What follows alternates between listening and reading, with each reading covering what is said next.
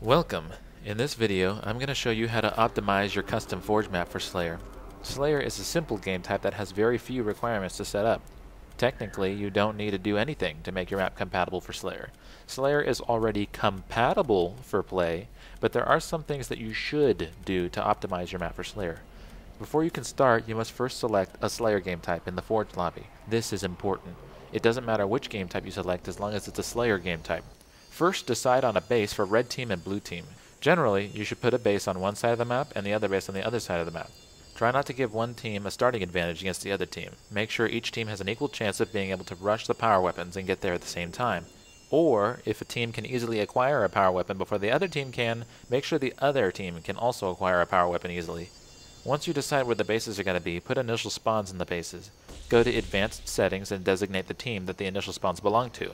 You just need one for red team and one for blue team. If you want to, you can place additional initial spawns belonging to green team and other teams as well, just in case your map is used for a multi-team Slayer game. Now that you have your initial spawns, you have to decide, do you want players to spawn dynamically around the map, depending on where friends and enemies are? Or do you want the match to be more uniform, letting players respawn on their side of the map only? If you want players to spawn on their own side of the map only, you should put down some respawn zones. Cover each team's respective side of the map or base with your radius to have more control of where the players will spawn. Don't forget to designate team ownership for each respawn zone. It's a good idea to set down initial spawns for free-for-all games. Each time you place an initial spawn, go to Advanced Settings. Under the Team setting, use Neutral. Under the Game-specific setting, select Yes. This means the object will not appear during any other game type than Slayer. Under the Game Type label setting, select FFA Only. This means the object will not appear during team games, only FFA games. When putting down free-for-all initial spawns, make sure that you space them out from each other.